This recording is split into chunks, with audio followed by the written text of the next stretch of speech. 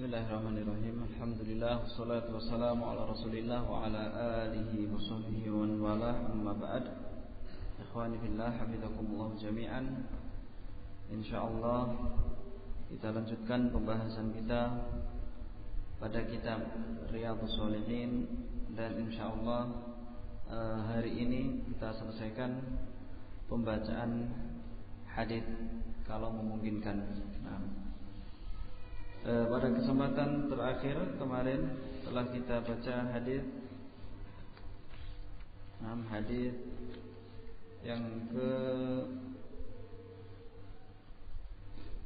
hadis yang kelima menurut penomoran hadis yang di sini, yaitu dari Abi Yazid Ma'an ibnu Yazid.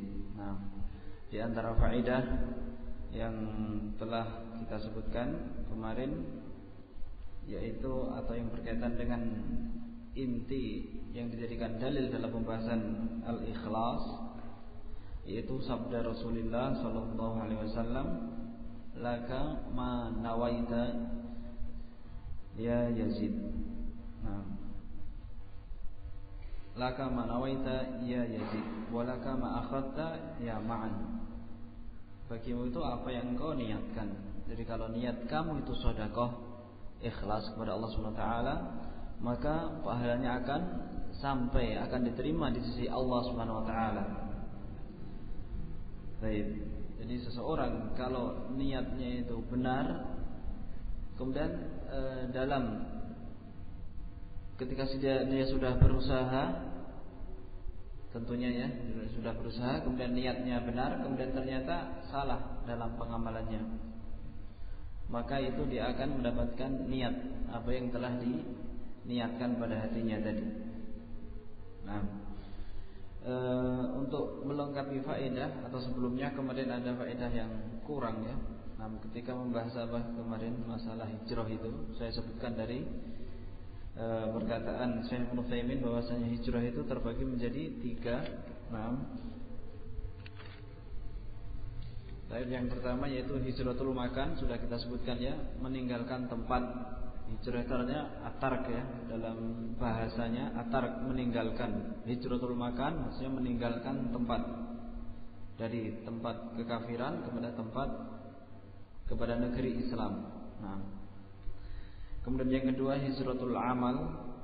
Yang kemarin belum disebutkan ya, hijratul amal yaitu meninggalkan amalan, dari amalan kekufuran atau amalan kebid'ahan atau amalan kemaksiatan kepada amalan ketaatan. Kemudian yang ketiga yaitu hijratul amil, meninggalkan pelaku kemaksiatan atau pelaku kekafiran. Kita tinggalkan, kita hijrahi orang yang demikian keadaannya. Jadi hijrah yang dilakukan oleh Rasulullah SAW itu terkumpul padanya jenis 3 hijrah ini. Yang pertama hijratul makan, Rasulullah meninggalkan kota Makkah ke Madinah. Kemudian juga meninggalkan amalan-amalan penduduk Makkah yang amalannya itu kekufuran dan kesyirikan. Kemudian yang ketiga juga Rasulullah SAW meninggalkan pelaku kekufuran, yaitu orang musyrik Makkah. Berarti hijrah Rasulullah SAW itu tercakup di dalamnya jenis 3 hijrah ini.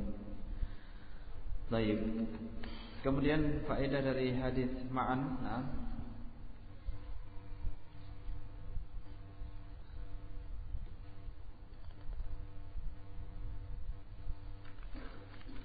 Qala Ibnu Utsaimin rahimahullah ta'ala, kata beliau, fa fi hadzal hadits dalilun kama saqahu al-muallif min ajlihi ala anna al-a'mala binniyat wa anna al-insana yuktabu lahu ajru ma nawa. Jadi dalam hadis Ma'an ini bahwasanya seseorang itu akan mendapatkan pahala apa yang dia niatkan. Yang hadis ini yang dengannya muallif yaitu Al-Imam An-Nawawi membawakan hadis ini sebagai dalil tentang keberadaan niat itu sangat besar di syariat ini. Wa in waqa'al amru, walaupun perkaranya itu ala khilafi manawa, perkaranya itu terjadinya berbeda dengan apa yang telah dia niatkan, maka dia pun tetap mendapatkan pahala. Wa hadhil qa'idatu laha furu'un katsirah. Kata Syekh Utsaimin, dari faedah ini akan bercabang faedah-faedah yang sangat banyak. Minha, di antaranya, ma dzakarahul ulama rahimahumullahu anna rajula law a'ta zakatahu syakhsan yazunnu annahu min ahli zakah. Di antaranya, kalau seseorang itu memberikan zakatnya kepada orang lain yang disangka orang lain tadi memang pantas untuk menerima zakat, fatabayyana annahu ghaniyun, kemudian jelas baginya, ternyata terbukti orang tersebut adalah orang kaya, walaysa min ahli zakah, dan dia itu bukan termasuk orang yang berhak mendapatkan zakat, fa inna zakatahu tujzi'u, maka zakatnya itu sudah dianggap sah. Wa takunu maqbulatan, dan zakatnya tadi diterima di sisi Allah Subhanahu wa taala. Wa tabra'u biha zimmatuhu, dan tanggung jawabnya sudah lepas. Li'annahu nawa an yu'tiyaha man huwa ahlun laha, karena dia sudah berniat untuk memberikan kepada orang yang berhak menerimanya. Fa idza nawa falahu niyatuh, kalau dia sudah berniat seperti ini, maka baginya niat itu, baginya dia akan mendapatkan pahala tersebut. Wa minha, di antara faedah yang kedua yang lainnya, annal insana law waqafa syai'an mithlu an yaqifa baitan saghiran faqala waqaftu baiti al-fulani wa asyara ila al-kabir lakinnahu khilafa ma nawahu biqalbihi fa innahu ala ma nawa wa laysa ala ma sabaqa bihi lisanuh. Yang kedua, yaitu seseorang kalau dia ingin mewakafkan sesuatu, misalnya dia ingin mewakafkan rumahnya yang kecil, kemudian dia mengatakan, saya wakafkan rumahku, kemudian dia isyaratkan tangannya, saya wakafkan rumahku, kemudian dia salah isyaratnya, mengisyaratkan kepada rumahnya yang besar. Nah, lakinnahu, tetapi tatkala dia mengisyaratkan ke rumah yang besar tadi, itu menyelisih apa yang dia niatkan, berbeda dengan niat dia. Fa innahu, maka sesungguhnya, ala ma nawa wa laisa ala ma sabaqa bihi lisanuh, yang dijadikan ibrah, yang dijadikan patokan, yaitu apa yang di dalam hati orang tersebut, yang menjadi niat orang tersebut. Kalau terjadi khilaf, terjadi perselisihan, nanti yang diwakafkan itu rumah yang kecil atau rumah yang besar, maka kita tanya orang tersebut, apa niatmu, apa yang sebenarnya engkau inginkan. Kalau yang diinginkan adalah rumah yang kecil, maka rumah kecil yang menjadi wakaf. Baik, ini dari faedah hadis ini. Wa minha law anna insanan jahilan la ya'riful farqa bainal umrah wal hajj. Dari faedah ini juga, kalau seandainya terjadi seseorang yang melakukan haji atau kalau seandainya orang itu jahil, enggak tahu hukum ya, tidak bisa membedakan antara haji dengan umrah, antara umrah dengan haji. Fa hajja ma'an nas, dia haji bersama manusia, bersama rombongan.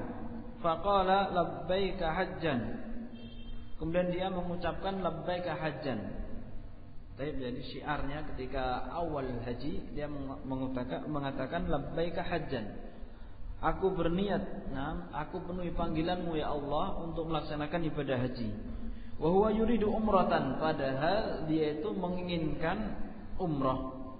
Yatamatta'u biha ilal hajj, umrah kemudian nanti tamattu, kemudian melakukan ibadah haji. Yang ibadah haji yang sekarang dilaksanakan oleh orang-orang Indonesia semuanya itu haji tamattu, umrah, kemudian nanti tahallul, kemudian haji.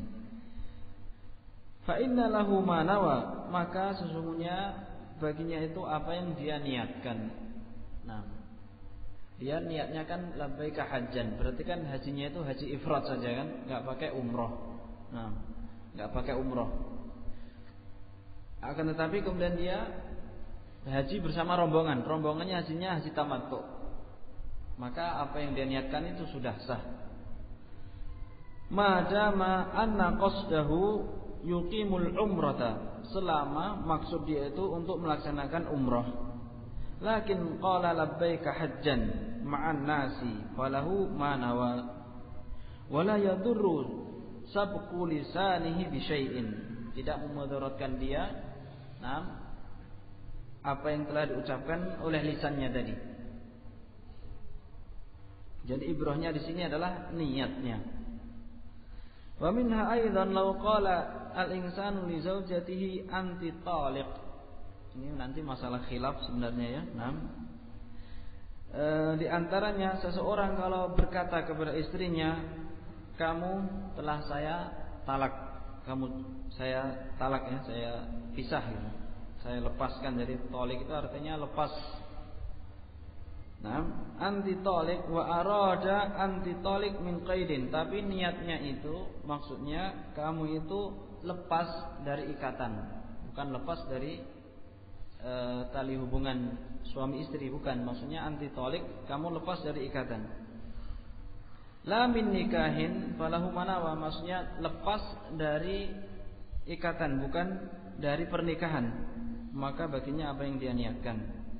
Wala tutallaqu bidzalika zaujatuh, dan istrinya tidak dicerai dengan perkataan itu.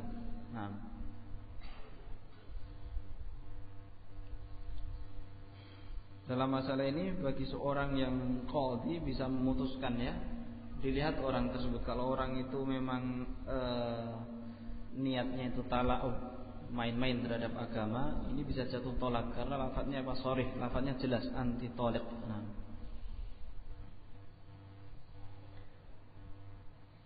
Al-muhim anna hadzal hadits lahu fawaid katsirah wa furu'un muntashirah fi abwabil fiqh. Kesimpulannya, kata Imam Ibnu Utsaimin rahimahullah, hadis ini banyak fawaid-fawaidnya dan banyak cabang-cabang permasalahan yang tersebar dalam bab fikih. Itu di antara fawaid, dan di sini masih banyak sekali fawaidnya. Kita baca semampunya gitu, supaya kita bisa menyelesaikan bacaan hadis yang ada di dalam kitab ini. Baik, hadis berikutnya, hadis yang ke-6. Wan Abi Ishaq Sa'ad ibni Abi Waqqas Malik ibni Uhayb ibni Abdi Manaf ibni Zuhrah ibni Kilab ibni Murrah ibni Ka'ab ibni Lu'ay al-Qurashi az-Zuhri. Di sini kita dapati bahwasanya Al-Imam Nawawi, beliau ihtimam sekali dengan apa? Dengan nasab. Di dalam kitab aslinya, kitab Sahih Bukhari atau Sahih Muslim, enggak disebutkan nasabnya sampai sebanyak ini, sampai sepanjang ini. Tapi ini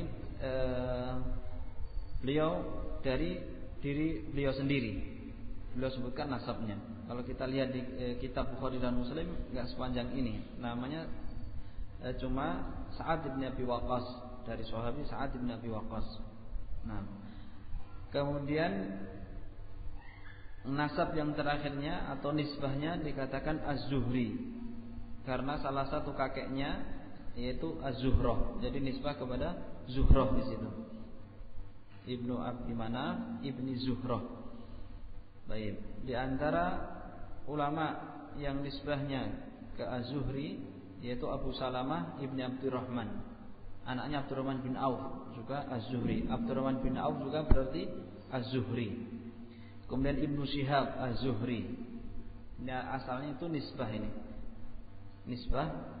Kemudian sebagian orang menamakan, terutama orang ajamnya, orang yang enggak lisannya itu bukan lisan Arab, ini dijadikan nama Az-Zuhri. Di Indonesia dijadikan nama Zuhri. Sebagai orang Indonesia banyak yang asalnya nasab dijadikan nama. Misalnya Bukhari, jadi namanya Bukhari. Padahal itu asalnya apa? Nisbah. Nisbah nama tempat, namanya Bukhara, kemudian menjadi Al-Bukhari.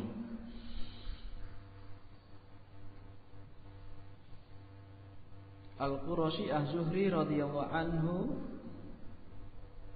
ahadil asyaratil masyhudi lahum bil jannah, salah seorang yang disaksikan atau dipersaksikan oleh Rasulullah SAW bahwasanya dia adalah termasuk 10 orang yang masuk surga. Di antaranya 4 khalifah, yaitu Abu Bakar, Umar, Utsman, Ali, kemudian yang kelima Sa'ad ini, kemudian Abdurrahman bin Auf, kemudian Sa'id bin Zaid sepupunya Umar bin Khattab, kemudian Abu Ubaidah bin Jarrah, kemudian Abdurrahman bin Auf, kemudian Talhah ibn Ubaidillah. 10 orang ini yang berhak menjadi khalifah. 10 orang ini yang sudah direkomendasi oleh Rasulullah SAW bahwasanya mereka dijamin masuk surga. Makanya mereka berhak mendapatkan khalifah. Qala ja'ani Rasulullah sallallahu alaihi wasallam ya'uduni ama hajjatil wada'. Rasulullah sallallahu alaihi wasallam datang kepadaku ketika tahun haji hajatul wada'. Itu tahun ke-10 sebelum meninggalnya Rasulullah SAW 4 tahun sebelumnya. Jadi Rasulullah SAW meninggal tahun ke-11, tapi ke-11 awal-awal. Dzulhijjah ini sudah akhir-akhir bulan. 4 tahun kemudian Rasulullah SAW meninggal. Makanya dikatakan apa? Hajatul wada', haji perpisahan. Baik, haji yang dilakukan oleh Rasulullah SAW cuma sekali, yaitu hajatul wada' ini saja. Adapun umrah dilakukan 4 kali. Jadi Rasulullah SAW semenjak hijrah ke Madinah, beliau melakukan safar ke Mekah itu selama 4 kali. Yang pertama ketika Sulh Hudaybiyah, Rasulullah pengen umrah ke Makkah, kemudian dicegat oleh kufar Quraisy bahwasanya Rasulullah SAW tidak boleh masuk ke Makkah. Kemudian terjadi ada perjanjian damai selama 10 tahun. Kemudian nanti sebelum 10 tahun mereka sudah melanggar janji tersebut yang menyebabkan perang Fathu Makkah. Mereka berkhianat. Kemudian yang kedua yaitu Umratul Qadha. Safar ke Mekah yang kedua yaitu Umratul Qadha. Melakukan umrah dan melakukan apa? Menunaikan perjanjian yang dilaksanakan pada tahun ke-6 pada Sulh Hudaybiyah. Karena di tahun ke-6 Sulh Hudaybiyah Rasulullah SAW diusir dari Mekah agar kembali ke Madinah. Kemudian tahun depan beliau baru boleh masuk Mekah. Maka pada tahun ke-7 setahun kemudian Rasulullah SAW ke Mekah kembali. Kemudian yang ketiga kali yaitu ketika Fathu Makkah tahun ke-8. Tahun ke-8 Rasulullah SAW kembali ke Mekah dalam rangka ingin membuka kota Makkah, ingin menyerang kota Makkah. Akan tetapi mereka sudah ketakutan sendiri, kemudian mereka menyerahkan diri, kemudian Mekah berhasil dikuasai dengan peperangan, tapi enggak begitu besar peperangannya karena mereka kebanyakannya sudah mengalah duluan. Kemudian yang keempat ini yaitu pada Hajatul Wada', safar yang keempat pada tahun yang ke-10. Pada tahun yang ke-9 sudah dilaksanakan haji, akan tetapi yang memimpin yaitu Abu Bakar As-Siddiq. Abu Bakar As-Siddiq yang memimpin haji. Kemudian Ali bin Abi Thalib diutus juga untuk menemani Abu Bakar. Kemudian juga diutus Abu Hurairah, yaitu pada tahun ke-9. Kemudian pada tahun ke-10 Rasulullah SAW beliau haji sendiri. Beliau yang menjadi Amirul Hajj, yang menjadi pemimpin haji pada tahun ke-10 ini. Nah, pada kesempatan haji ini Sa'ad ibn Abi Waqqas sakit. Ama hajjatil wada' min waja'in ishtadda bi. Sakit yang sakitnya itu betul-betul mengeras, sakit parah.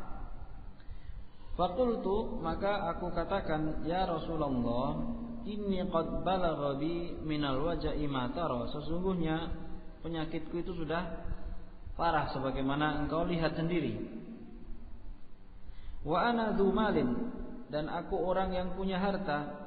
Wala yarithuni illa ibnatun li, aku orang yang punya harta dan tidak ada yang bisa mewarisi aku kecuali anak perempuanku, satu anak saja. Nah, satu anak saja yang menjadi pewaris dia. Ketika sakitnya sudah parah, dia sudah menyangka bahwasanya dia mau meninggal. Nah, akan tetapi nanti Allah takdirkan beliau punya keturunan yang banyak. Nah, beliau umurnya panjang. Beliau sempat menjadi gubernur di Kufah pada waktu pemerintahannya Umar bin Khattab dan punya anak banyak, 17 laki-laki, 12 perempuan, disebutkan oleh Ibnu Taimin di sini. Baik, kemudian mataro wa ana dzu malin wa la yarithuni illa ibnatun li afa atasaddaqu bi thulutsai mali, apakah aku boleh bersedekah dengan 2/3 hartaku? Maksudnya sedekah di sini wasiat ya. Karena sedekah kalau ketika orang itu menjelang wafatnya itu dinamakan wasiat. Namanya wasiat, lebih khusus lagi. Bolehkah aku berwasiat dengan 2/3 hartaku? Qala la, Rasulullah menjawab enggak, tidak boleh. Qultu fasyadru ya Rasulullah, bagaimana kalau setengah? Faqala la, Rasulullah menjawab tidak juga, tidak boleh. Qala fatsulusu ya Rasulullah, bagaimana kalau sepertiga wahai Rasulullah? Qala ats-tsulus, boleh sepertiga. Was-tsulusu katsirun au kabirun, sepertiga itu sudah banyak. Oleh karena itu Ibnu Abbas mengatakan lau annan nasa ghaddu min ats-tsulus ila rubu', seandainya manusia itu turun dalam wasiatnya dari sepertiga kepada seperempat. Kenapa? Karena Rasulullah SAW mengatakan tulus itu sudah banyak, sudah terlalu banyak. Maka afdalnya itu kurang dari sepertiga. Wasiat itu afdalnya kurang dari sepertiga, seperempat atau seperlima. Disebutkan Abu Bakar As-Siddiq mewasiatkan sebelum meninggalnya seperti apa yang Allah ridhoi, yaitu maksudnya khumus, falillahi khumusuhu, 1/5 dari hartanya. Abu Bakar As-Siddiq mewasiatkan 1/5 dari hartanya sebelum meninggalnya.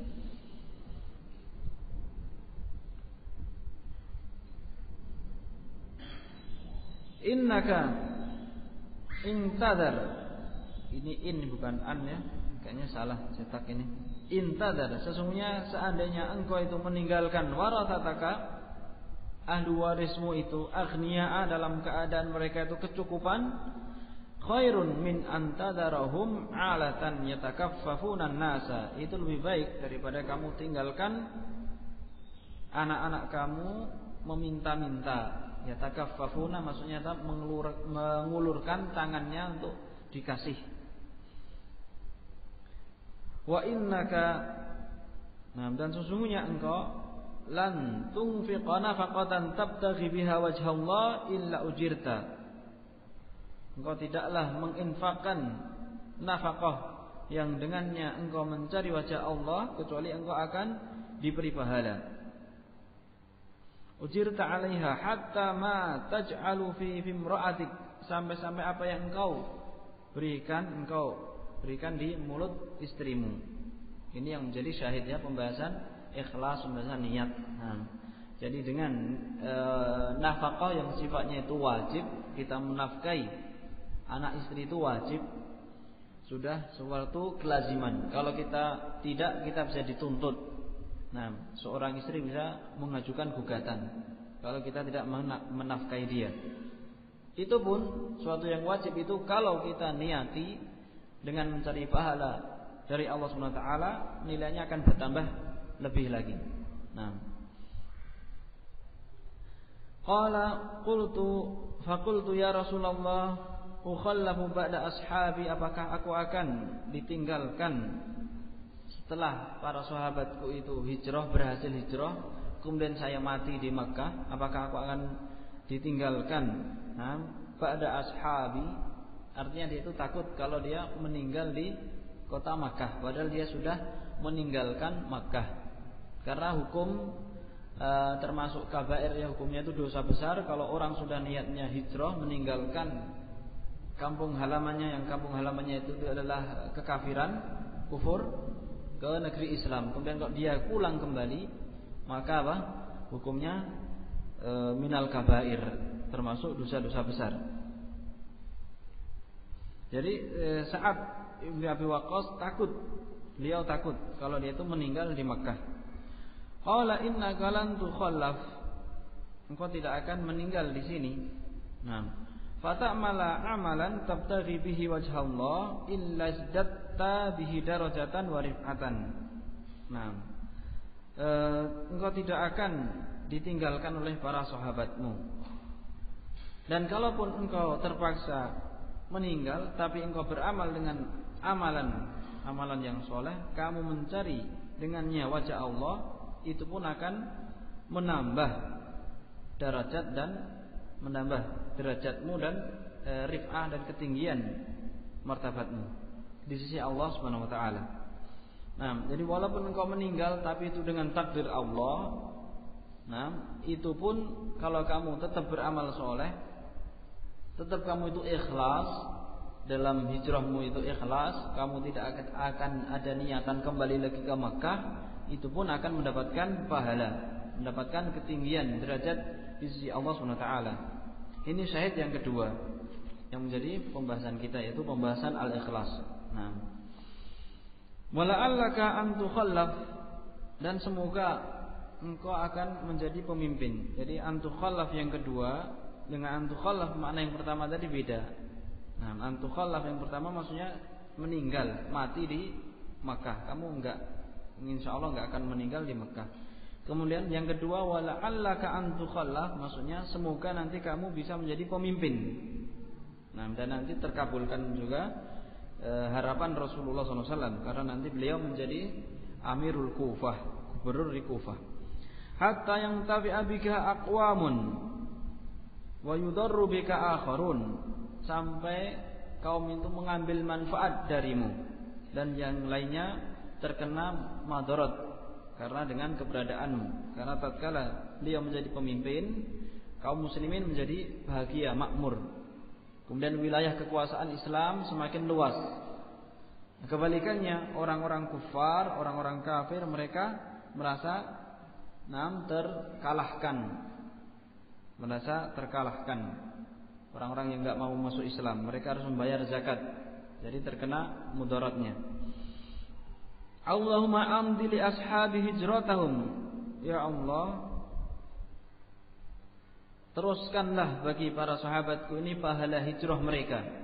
Rasulullah ini kasihan kalau ada sahabatnya yang terpaksa kemudian kembali ke Makkah lagi.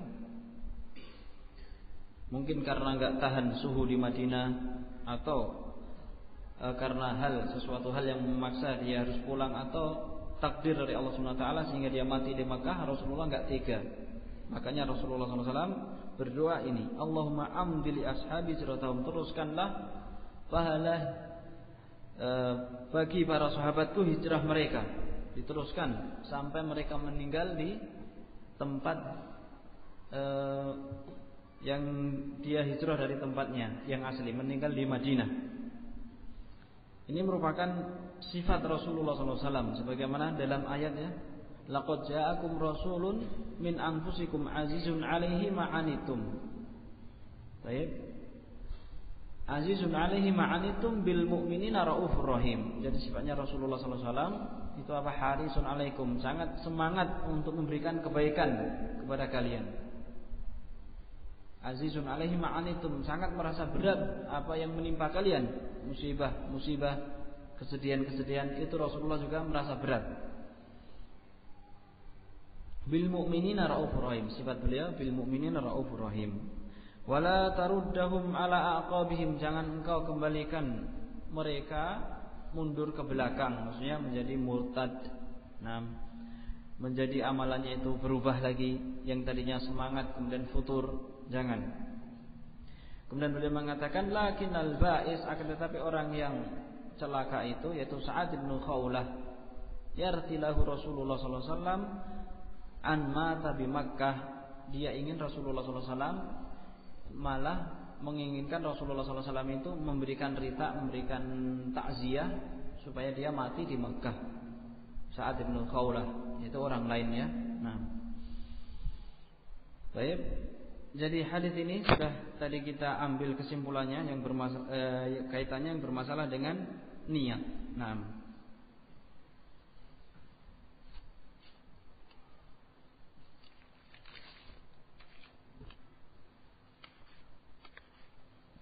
kemudian fawaidnya yang sudah disebutkan oleh Ibnu Utsaimin rahimahullah taala.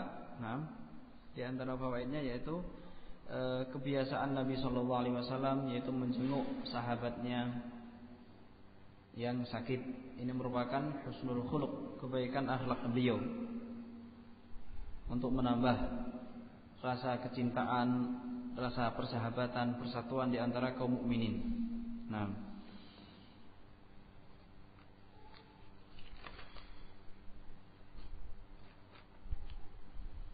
kemudian wa minha annal insana idza da'al marida fa innahu la yazalu fi makhrafatil jannah, yakni yajni thimaril jannah hatta ya'ud. Ini faedahnya yang diambil dari dalil yang lain, bahwasanya seseorang kalau dia itu menjenguk orang yang sakit, maka senantiasa dia memetik buah yang ada di surga sampai dia pulang. Jadi semakin dia duduknya lama di tempat orang sakit tersebut, maka buah yang dia petik semakin lama, semakin banyak. Dia enggak membawakan hadisnya di sini. Wa minha anna fi dzalika tadhkiran lil 'aid bi ni'matillahi 'alaihi bisihhah. Termasuk dari faedahnya, kalau kita menjenguk orang sakit itu akan mengingatkan kita tentang kenikmatan sehat itu.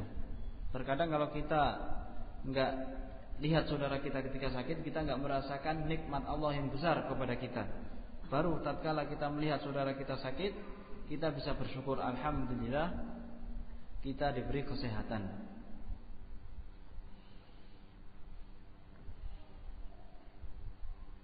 Nah, kemudian wa ra'a ma huwa fihi minal marad thumma raja'a ila nafsihi. Ra'a ma fiha minas sihah wal afiyah, arafa qadra ni'matillahi alaihi bihadhihi al-afiyah lianna syai'a innama yurafu biddihi. Ini kayak perkataan penyair ya. Karena sesuatu itu bisa diketahui kalau kita melihat dampak negatifnya. Jadi tatkala kita itu lihat sesuatu, terkadang kita enggak tahu hakikatnya, akan tetapi dengan melihat kebalikannya kita akan tahu kebaikan yang masalah yang sedang kita hadapi. Misalnya dicontohkan yaitu syarah Masailul Jahiliyah. Masailul Jahiliyah yang ditulis oleh Muhammad bin Abdul Wahhab. Dalam kitab tersebut disebutkan kejelekan-kejelekan orang-orang jahiliyah. Itu fungsinya apa? Supaya kita itu dengannya mengetahui kebaikan Islam. Wa bididdiha tatabayyanal asya'u. Dalam potongan sebuah syair demikian dikatakan, dan dengan kebalikannya itu bisa jelas hakikat perkaranya itu diketahui dengan kita mengetahui kebalikannya. Oleh karena itu Hudzaifah bin Yaman bertanya kepada Rasulullah SAW tentang fitnah. Baik, manusia itu bertanya tentang kebaikan, maka saya bertanya kepada Rasulullah SAW tentang kejelekan. Karena apa? Makhafata an yudrikani. Saya takut kejelekan tadi akan menimpaku.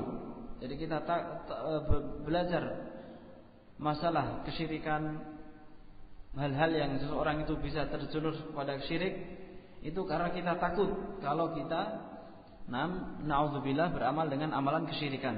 Demikian pula bid'ah dan sebagainya.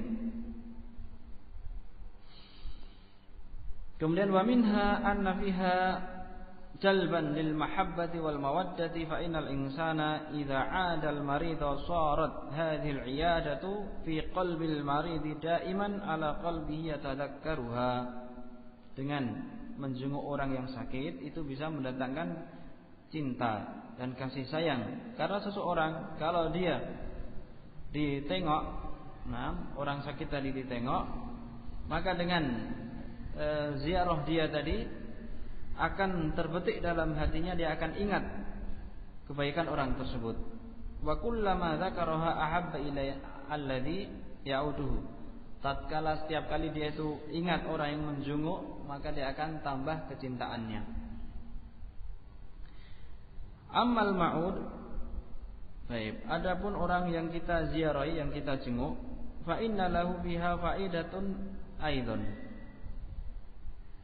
Li'annahu tu'annisuhu wa tashrahu sadrahu wa yazulu anhu ma fihi minal hammi wal ghammi minal maradi wa rubbama yakunul aidu muwaffaqan yudhakkiruhu bil khairi wat taubati wal wasiyah idza kana yuridu an yusiya bi syai'in alaihi minad duyuni wa ghairiha fayakunu fi dzalika faidatun lil ma'ud. Nah, orang yang diziarahi mendapatkan faedah yang lainnya, yaitu dia akan merasa tenang dengan diziarahi orang tersebut. Adapun yang berziarah tadi, dia akan mendapatkan kecintaan dari orang yang diziarahi.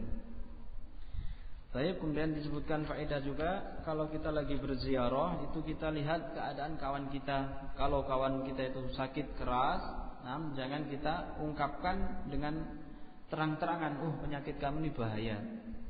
Ini akan menimbulkan kecemasan bagi orang tersebut. Disebutkan di sini oleh Syekh Utsaimin, tapi kita hibur. Anta fi khair, antal yaum fil khair. Kamu hari ini dalam keadaan baik. Karena memang ada hadisnya kan? Al-mu'min al-qawiyyu ahabbu ila Allah minal mu'minid dha'if. Wa fi kullin khair. Jadi seorang mukmin yang kuat itu lebih baik daripada orang yang mukmin tapi lemah. Selama dia mukmin, dia itu baik. Ini syahidnya. Jadi walaupun sakit apapun, kalau dia masih iman, kita katakan antal yaum fi khair. Engkau hari ini dalam keadaan baik. Jadi kita enggak dusta. Memang baik kan keadaan seorang muslim. Hadis yang lain juga disebutkan, ajaban li amrin mu'min inna amrahu kullahu khair.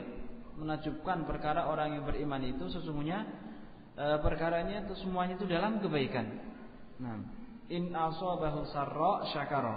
Kalau ditimpa mendapatkan kenikmatan, maka dia bersyukur, bahwa khairun lah, maka ini kebaikan baginya. Wa in asabahu dharra sabara, bahwa khairun lah.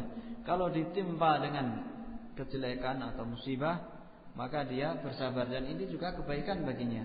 Jadi tatkala kita mengatakan anta fi khair, anta dalam keadaan baik sekarang ini bukan termasuk dosa, bukan termasuk kedustaan. Memang demikian dalam hadis.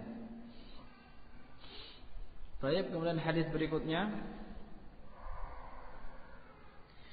An Abi Hurairah Abdurrahman bin Sakhr radhiyallahu anhu qala Rasulullah sallallahu alaihi wasallam innallaha ta'ala la yanzuru ila ajsamikum wala ila suwarikum walakin yanzuru ila qulubikum, rawahu Muslimun. Dari Abu Hurairah Abdurrahman bin Sakhr. Namanya itu diikhtilafkan, diperselisihkan di antara ulama, tetapi yang beliau pilih, Imam Nawawi memilih yang rajih, yaitu namanya Abdurrahman bin Sakhr radhiyallahu anhu. Beliau asalnya dari Yaman, hijrah ke Madinah dari kabilah namanya Daus, Ad-Dausi, dan nisbahnya dari Ad-Dausi. Beliau hijrah ke Madinah tahun ke-7 pada perang Khaybar. Beliau mendapatkan ghanimah Khaybar juga. Khaybar itu tahun ke-7, maka beliau mendapatkan Islam, mendapati Rasulullah SAW selama berapa tahun? 3 tahun setengah berarti kan? Atau 3 tahunan ya? 7, 8, 9, 10. Tahun Rasulullah meninggal pada tahun ke-11. Jadi kurang lebih 3 tahun. Akan tetapi hadisnya banyak sekali, karena doa Rasulullah SAW kepada beliau supaya hafalannya itu enggak hilang. Maka ini yang dijadikan syubhah orang-orang Syiah Rafidhah yang mengatakan bagaimana Abu Hurairah itu hadisnya bisa banyak sekali. Jangan-jangan itu cuma dari dia sendiri, dia buat-buat. Kenapa? Sahabat yang bertahun-tahun bersama Rasulullah SAW hadisnya mereka sedikit. Padahal Abu Hurairah hadisnya banyak sekali. Dijadikan syubhat oleh mereka. Akan tetapi itu adalah apa? Fadlullah yu'tihi man yasha. Keutamaan Allah yang Allah berikan kepada siapa yang Allah kehendaki. Hatta dalam perjalanan kita menuntut ilmu demikian. Terkadang orang yang belajarnya sedikit tapi kemampuannya tinggi, Allah bukakan baginya ilmu. Ini sudah fadlullah yu'tihi man yasha. Nah, Rasulullah SAW bersabda, sesungguhnya Allah tidak melihat kepada jasad kalian, tubuh-tubuh kalian, dan juga tidak melihat pada rupa-rupa kalian. Akan tetapi Allah melihat kepada hati kalian. Qulub, enaknya dijadikan hati ya, walaupun pada asalnya qalb itu jantung ya. Tapi Allah alam keenakan bahasanya itu sudah terlanjur dijadikan hati. Akan tetapi Allah melihat pada hati-hati kalian. Ini yang menjadi syahid dalam pembahasan ikhlas, dalam pembahasan kita itu, yaitu hendaklah kita itu ihtimam dalam perkara ikhlas ini, perkara niat selalu kita koreksi. Rawahu Muslim. Di dalam hadis ini itsbatu sifat, yaitu sifat nazar. Allah itu melihat. Allah tidak melihat kepada jasad-jasad kita, tetapi Allah melihat pada hati-hati kita. Maksudnya apa? Nazar al-mu'tabar. Nazar pandangan yang secara syar'i yang dijadikan patokan. Karena namanya tubuh itu sudah minallah, sudah dari Allah Subhanahu wa taala, enggak berkaitan dengan apa? Dengan pahala dan dosa. Semuanya sudah Allah tentukan. Akan tetapi yang berkaitan dengan itu semua adalah apa yang menjadi niatan kita. Hadis berikutnya, wa an Abi Musa Abdullah bin Qais al-Ash'ari radhiyallahu anhu qala su'ila Rasulullah sallallahu alaihi wasallam 'ani rajul yuqatilu syaja'atan wa yuqatilu hamiyatan wa yuqatilu riya'an ayyu dzalika fi sabilillah. Faqala Rasulullah sallallahu alaihi wasallam man qatala litakuna kalimatullahi hiyal ulya fahuwa fi sabilillah, muttafaqun alaih. Dari Abu Musa al-Ash'ari, Ash'ari juga dari Yaman juga, kabilah Ash'ari. Beliau hijrah ke Madinah. Nah, ketika beliau hijrah, ini kapalnya nyasar ke Habasyah. Habasyah itu Ethiopia. Kemudian dari sana bertemu dengan Ja'far ibnu Abi Thalib. Ketika itu Ja'far hijrahnya memang sengaja ke Habasyah. Jadi hijrah itu sebelum hijrah ke Madinah, hijrahnya para sahabat di mana? Di Habasyah, di Ethiopia. Hijrah ke Habasyah dilakukan 2 kali.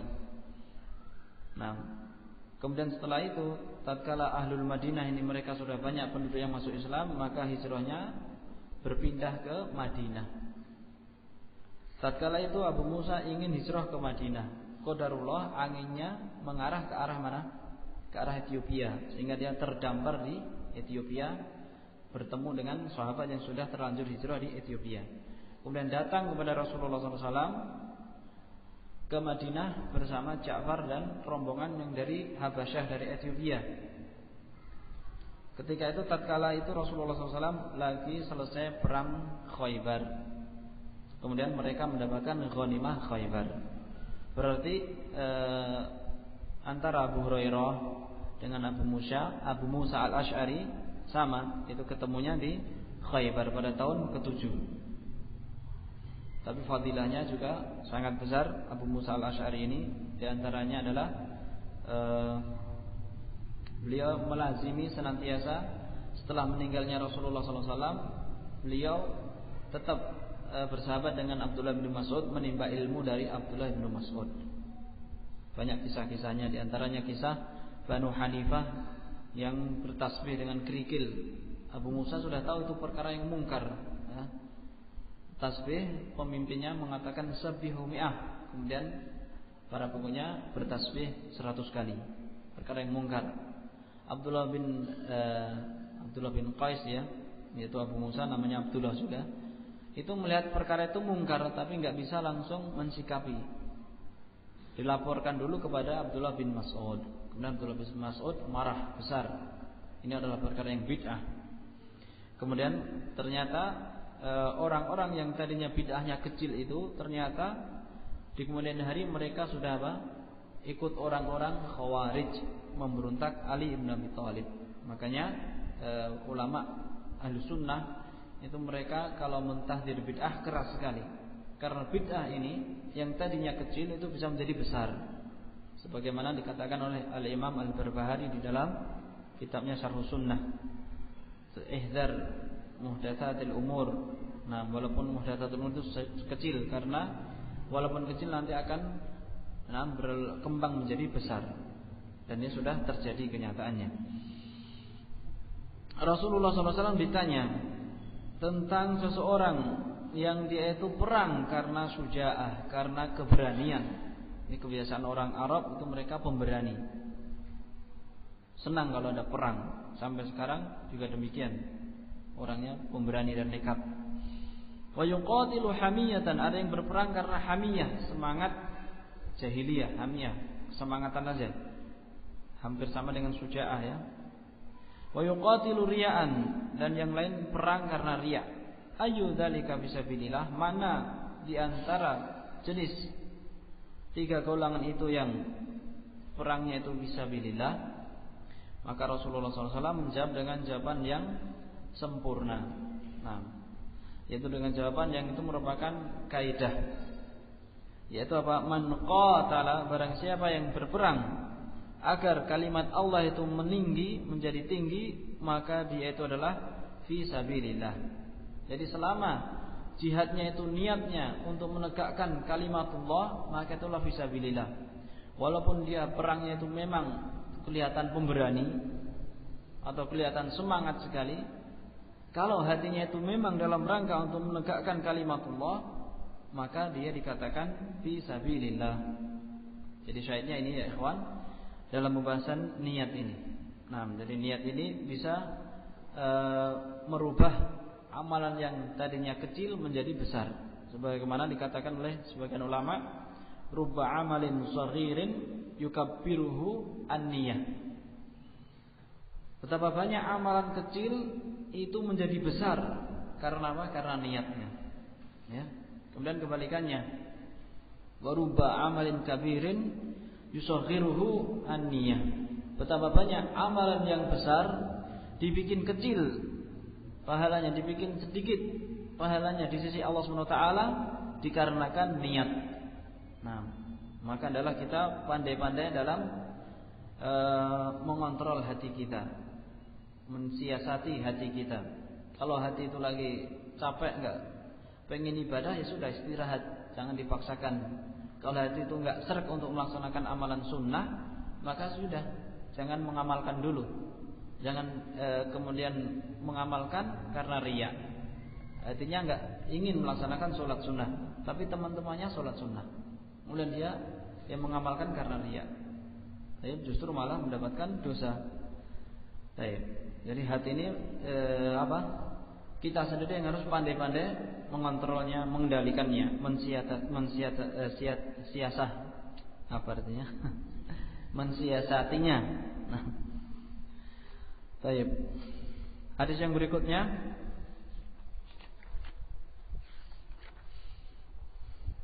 wa an Abi Bakrah Nufai ibn al-Harith Ats-Tsaqafi radhiyallahu anhu anna an-nabiy sallallahu alaihi wasallam qala idza iltaqal muslimani bi sayfayhima fal qatilu wal maqtulu finnar.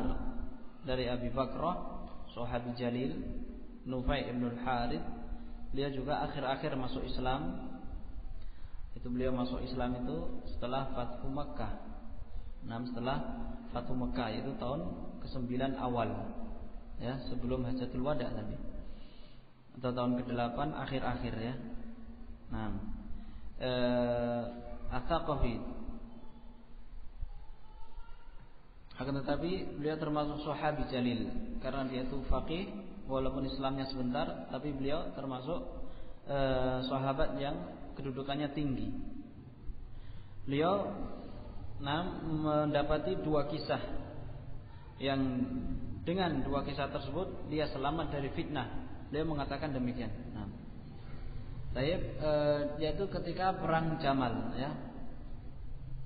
Nafa'ani Allahu bihaditsin yauma Jamal. Allah SWT memberikan manfaat kepadaku, menyelamatkan aku pada perang Jamal, yaitu dengan satu hadis. Hadisnya apa? La yuflihul qauma walau amruhu imra'ah walau imra'uhu imra'atan. Tidaklah akan beruntung suatu kaum yang menyerahkan kepemimpinannya kepada seorang wanita. Maka tatkala perang Jamal, beliau enggak ikut keluar bersama Aisyah radhiyallahu anha dengan satu hadis ini. Kemudian juga dalam kisah perangnya Ali bin Abi Thalib dengan Muawiyah, beliau menyampaikan hadis ini. Dan Yaum Siffin, dan Allah menyelamatkan aku ketika Yaum Siffin, perang Siffin, perang antara Muawiyah radhiyallahu anhu dengan Ali bin Abi Thalib, dengan hadis ini. Apabila seorang muslim yang berperang, maka keduanya akan masuk neraka. Qultu ya Rasulullah, Abu Bakrah mengatakan, hadzal qatil fama balul maqtul, ini orang yang membunuh, ini sudah jelas yaitu akan masuk neraka. Fama balul maqtul, maka bagaimana orang yang dibunuh? Qala innahu kana harisan ala qatli sahibihi, karena sebelumnya dia itu bersemangat untuk membunuh lawannya. Jadi di sini juga kedudukan niat kalau disertai dengan azam itu juga sudah terhitung amalan. Ketika dia itu sudah semangat sekali untuk membunuh lawannya, padahal lawannya itu muslim, maka dia juga masuk neraka. Berbeda kalau sekedar niat terbetik kemudian enggak ada azam. Ini enggak akan Allah siksa, enggak akan Allah tuntut nanti di akhirat. Tapi kalau sudah niat kemudian ada azam untuk melakukannya, kemudian qadarullah gagal, ini akan Allah siksa orang tersebut. Terkadang Allah akan ampuni juga, tapi hukum asalnya dia akan mendapatkan dosa. Jadi sayangnya di sini innahu kana harisun ala qatli sahibihi, perkara niat. Niat itu terkadang juga akan dikenai dosa kalau dia memang sudah azam. Kemudian hadis yang berikutnya, wa an Abi Hurairah radhiyallahu anhu qala Rasulullah sallallahu alaihi wasallam, salatul rajuli fi jama'atin tazidu ala salatihi fi suqihi wa baitihi bid'an wa 20 darajatan. Wa dzalika anna ahadahum idza tawadda'a fa ahsana al-wudu'a thumma atal masjida la yuridu illa shalah la yanhazuhu illa shalah lam yakhtu khutwatan illa rafa'a biha darajatan. Dari Abu Hurairah, salatnya seseorang pada jamaah itu melebihi salat seseorang di pasar dia atau di rumahnya, yaitu kalau tidak berjamaah. Bid'an wa 20 darajah, kurang lebih 20 lebih derajatnya, kelebihannya itu 20 lebih. Di dalam riwayat berapa?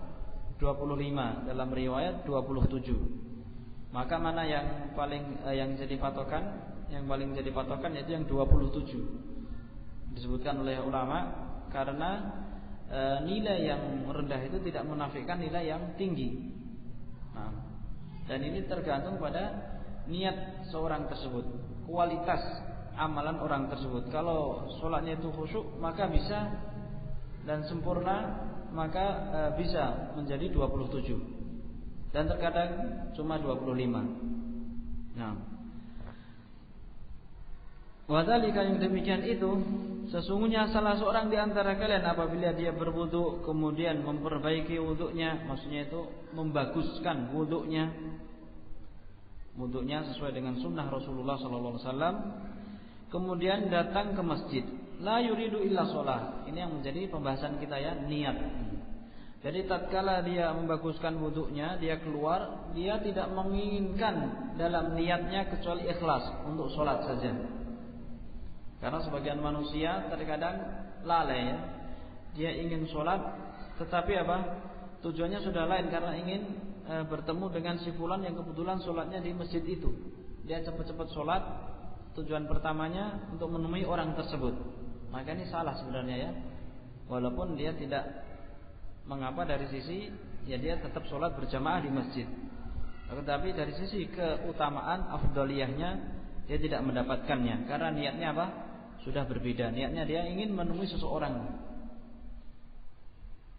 Kalau dijamakkan ya enggak mengapa dijamakkan, tapi biasanya lalai ya. Orang kalau sudah hajahnya sudah terpenuhi biasanya nanti dia lalai. Baik, jadi yang menjadi syahid di sini la yuridu illa sholat. Dia tidak ingin ketika melakukan wudu yang bagus tadi kecuali untuk melakukan sholat. La yanhazuhu illa sholat. Dia tidak tergerakkan anggota tubuhnya kecuali untuk melaksanakan sholat. Lam yakhtu khutwatan. Tidaklah dia melangkah satu langkah illa rafa'a biha darajatan, kecuali akan diangkat satu derajat. Wa khutta anhu biha khati'ah, dan akan dihapuskan dari langkah tersebut juga satu kesalahan. Hatta yadkhulal masjid, sampai dia masuk masjid. Fa idza dakhalal masjid, kalau dia sudah masuk masjid, kana fi shalah, dia senantiasa dalam keadaan sholat, artinya mendapatkan pahala sholat. Walaupun dia menunggu, sekedar menunggu, dia mendapatkan pahala sholat.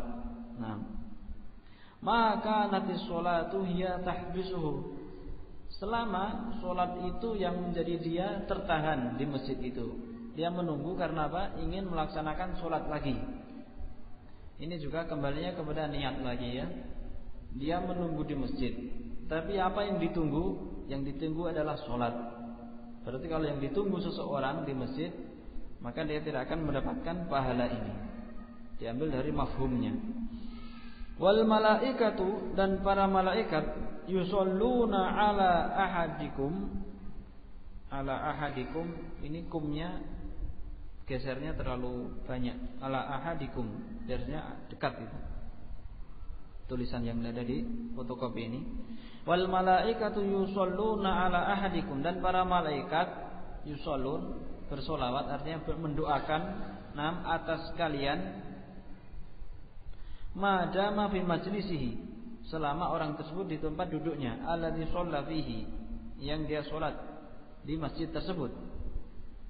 Yaquluna Allahumma arhamhu, jadi tatkala menunggu afdalnya kita di tempat duduk yang semula kalau bisa. Ketika menunggu sholat yang berikutnya kita duduknya tetap jangan berpindah kalau bisa. Kalau enggak bisa ya kita ya berpindah tempat, kemudian ihtisab, mengharapkan pahala tersebut. Yaqulun, para malaikat mengatakan, Allahumma rahamhu, ya Allah rahmatilah dia, rahmatilah dia. Allahumma ighfir lahu, ya Allah berikanlah ampunan kepadanya. Allahumma tub alaihi, ya Allah berikanlah taubat, taufik untuk dia berusaha bertaubat. Kemudian juga Allah terima taubat tersebut. Jadi termasuk dari kata-kata Allah At-Tawwab, itu maksudnya Allah itu yang akan memberikan seseorang taufik untuk bisa bertobat. Kemudian Allah yang menerima taubatnya. Malam yu'dhi fihi, selama dia tidak melakukan gangguan, mengganggu orang di sekitarnya, atau melakukan amalan-amalan yang tidak bermanfaat di dalam masjid tersebut, mengganggu kekhusyukan jamaah yang lainnya. Malam yuhdits fihi, selama dia juga belum batal. Hadisnya muttafaqun alaih. Hadza lafdhu Muslim. Baik, di antara fawaid hadis ini juga disyaratkan ya untuk mendapatkan pahala ini, ketika kita keluar sholat itu wudhunya dari rumah untuk mendapatkan pahala ini. bukan wudhunya nanti ketika di masjid. Nah, jadi kalau wudhunya dari rumah, setiap dia melangkah, satu kali langkah itu meninggikan derajat.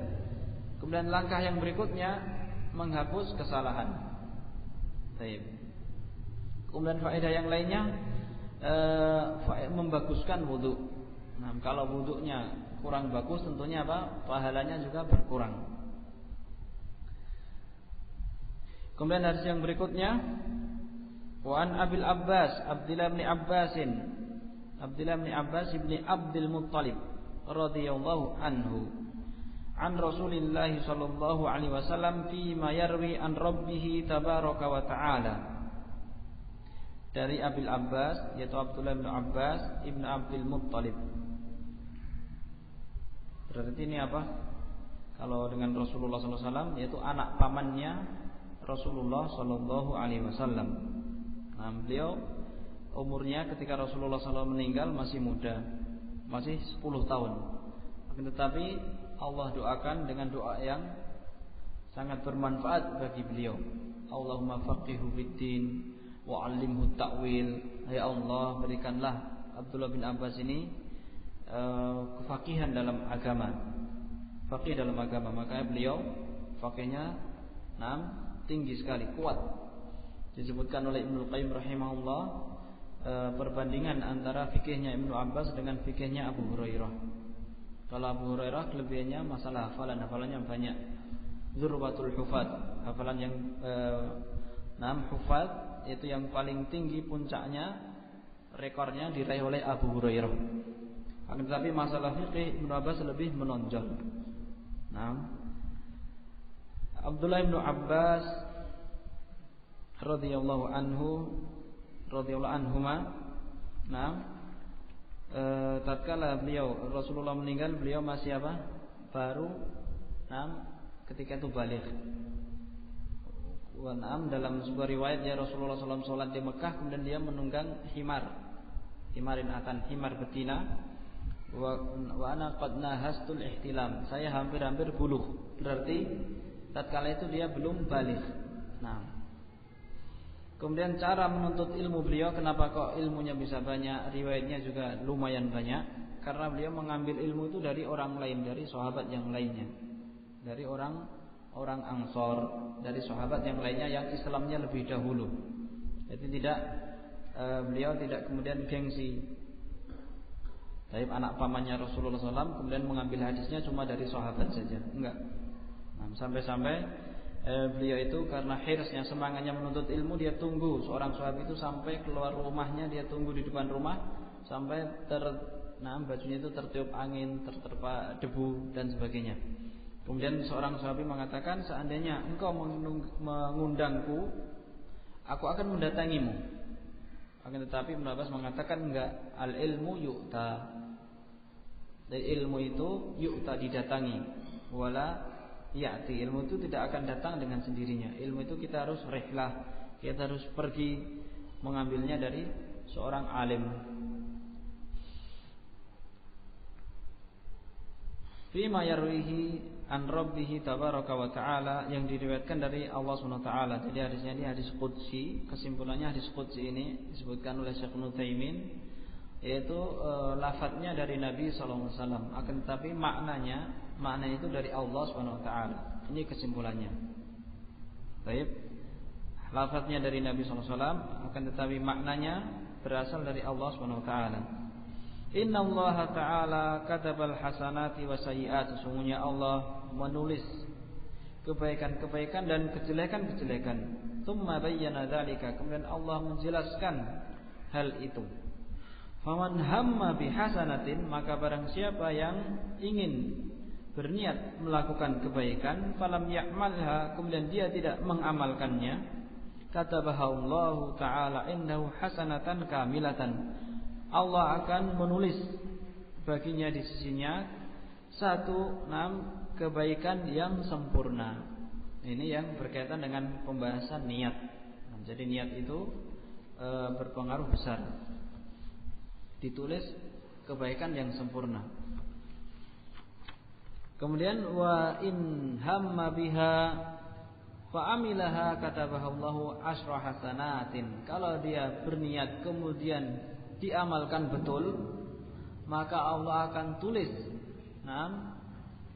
amalan tersebut menjadi 10 kebaikan, ila sab'ami'ati dhifin, sampai 700 lipat, ila at'afin katsiratin, sampai berlipat-lipat yang digandakan.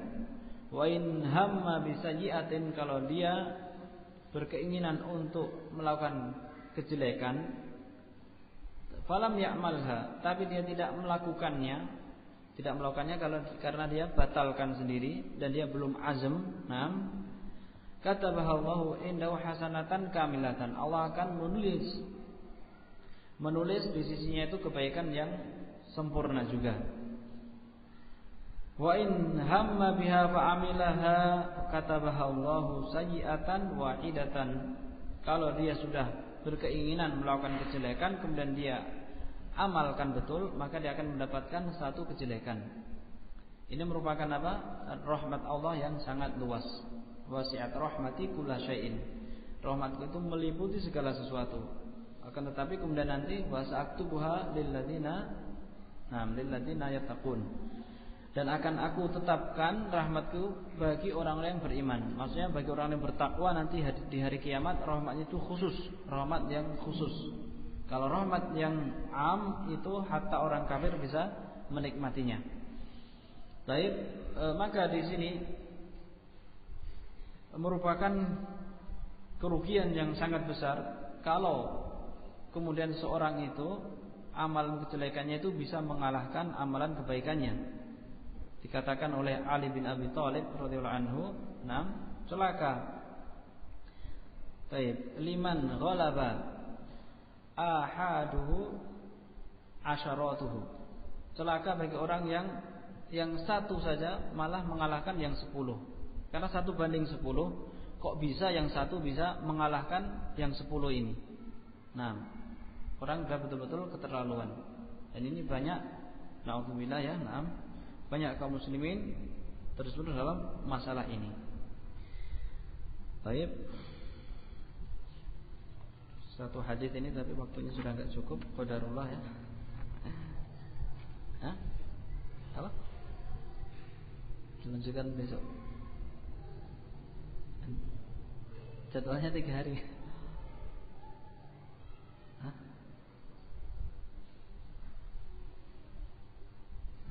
Baik. Insyaallah yang jelas sekarang ini sudah habis waktunya ya. Insyaallah nanti dimusyawarahkan kembali insyaallah. Kalau kira-kira sanggup dan ada ini yang insyaallah dilanjutkan. Baik, semoga Allah Subhanahu wa taala memberikan manfaat dengan apa yang telah saya sampaikan ini, terutama pada diri saya sendiri dan kepada ikhwan semuanya. Kita akhiri dengan bacaan subhanakallahumma wa bihamdik asyhadu an la ilaha illa anta astaghfiruka wa atubu ilaik.